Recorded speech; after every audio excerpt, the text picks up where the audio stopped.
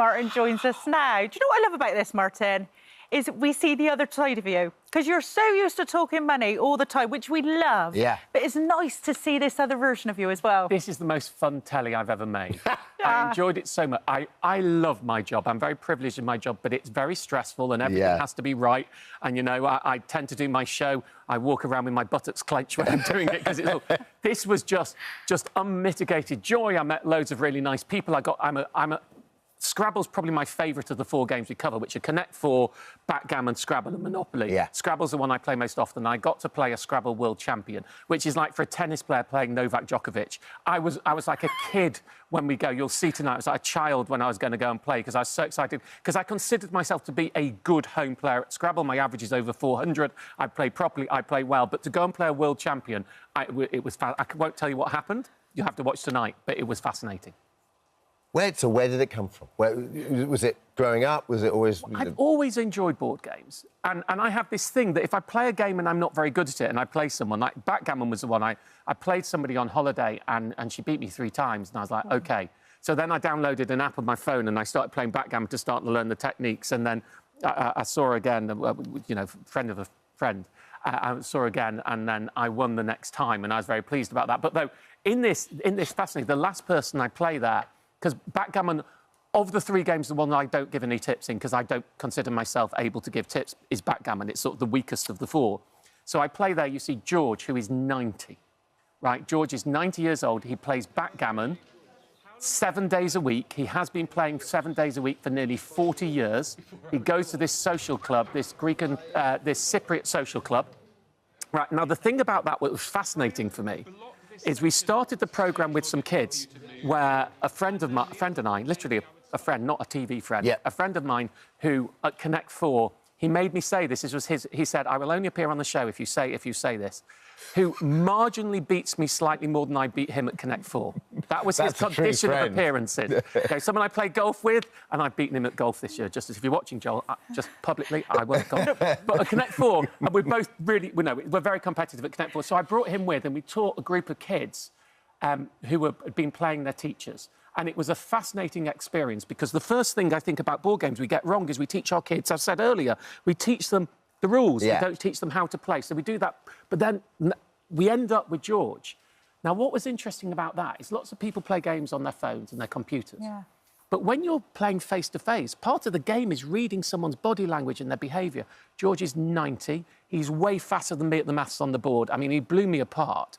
And he's got a social life because of the board games. He's got interaction because of the board games. And we need those mental challenges. Story in the paper today about taxi drivers and ambulance drivers who stave off dementia because of the mental challenge. The board game and the backgammon and the calculations does that. So I think there's a lot more to board games than just is a little bit of fun at Christmas. Definitely. You could just see that guy, Joie de Vivre, couldn't you? You could just see that, like, he loves his life. How hard is backgammon? Because it's a game I've always sort of looked at from afar, but never really taken a deep dive. It's easy to learn the basics, and there are a couple of things that revolutionise your game.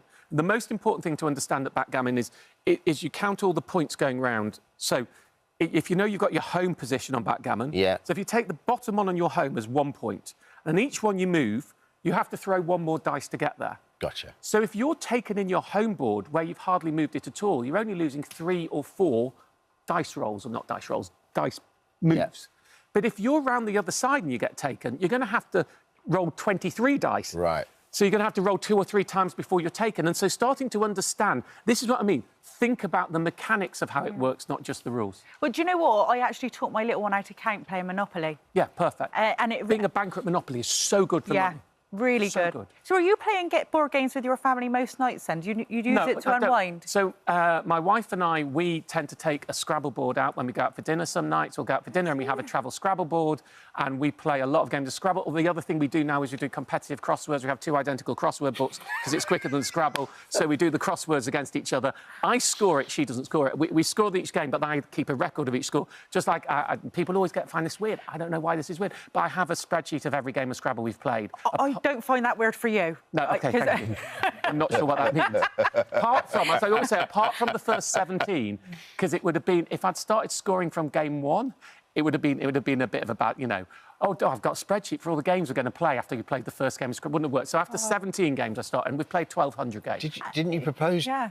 Was it Scrabble or Monopoly? It was Scrabble. I proposed on the Scrabble board, yeah. So we were away, and we take travel Scrabble everywhere because we love it together. She loves it as well, I have to say. You're like the perfect match, aren't you? We are, I you hope love a so. spreadsheet, you love a Yeah, board game, exactly. you found your one. We're both, you know, quantitative self. We both are all into our trackers and all this type of stuff, and that's part of her work. But, yeah, so the story is, I prepared this. You're nervous because you're very nervous when you prepare. Yeah. It's a very scary thing to do. So at Scrabble, to start, you have to have the nearest A, nearest the beginning of the alphabet start. So I'd palmed, in one pocket I had 2 blanks. So it's like, who's going to start? And we both put out, oh, she's got a B. And I'm like, oh, I've got a blank. I'm going to start. Yeah. And in the other pocket, I had 14 letters, right, which I'd pre-prepared and she'd not seen. So I put them out and I start putting it out. And after I put the foot, you've got too many letters. And I just went, because she can't see the board, and I just went, shh. And then she knew, I think, she tells me she knew at that point, 'cause she saw my face because I was in such panic. And so my 2 7-letter words, will you and marry me? And I turned the board around. So Oh, lovely. And we're married. Yeah, oh, well, thank God she said she was like, oh, I've got to find a Y now. That was in, Yeah. it was in 2007, exactly, yeah, no. She didn't say yes, she said, of course. And I was like, I want a yes. Lovely. I got on the course. Isn't the champion of Spanish Scrabble? He doesn't actually speak Spanish. No, and that's not the first time that's happened. We've had a French champion who of that ilk. This is the thing to understand. Scrabble is a numbers game, not a letters game, right? It's about putting... I'm going to make it sound really awful now, but it's about putting acceptable letter strings on a board in a place where you score the most. So if you think about it, you have a list of letters in a row that are acceptable, you know, about 150,000 words from 2 to 9. The Scrabble World Champion I played knew every single one of them. Right, which is very scary. And then it's where do you put those so you score the most points, but not just score the most points. As I often talk about at Scrabble, the difference between Laura and I and why her average is 367 and mine is 409 is not... It's competitive. It's not... And I win 2.1 to 1 as a ratio. But it's not...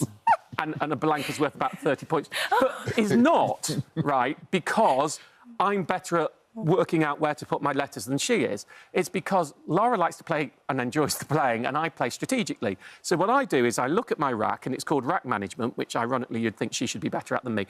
But my rack management is that I will play and score 27 points instead of 30 points because I will retain letters in my rack for the next go, which give me a better chance of making a 7, a bingo, which is where you get the bonus points. She will put down the best she can, and I will hold back a bit to try and prepare for my next go. And that's a strategy at Scrabble as well. There's lots more. You're going to learn a lot more if you watch tonight at 8 o'clock. And all of that helped. Do you understand what I mean? Sort of.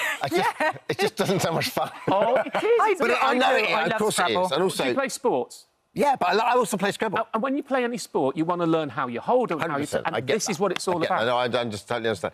One question before you two go and do a bit of Connect 4 is, can you take the same principles for all 4 games? No. No, it's a completely different strategy. The only thing that probably comes across some is understanding your dice probability, which I go through in Monopoly, which works the same in backgammon. You know, if you're going to roll 2 dice, 7 is the most common roll, followed by 6 and 8. So understanding that, when you're in Monopoly, that helps you understand where you should be buying for the next go, because where the opponent is likely to land.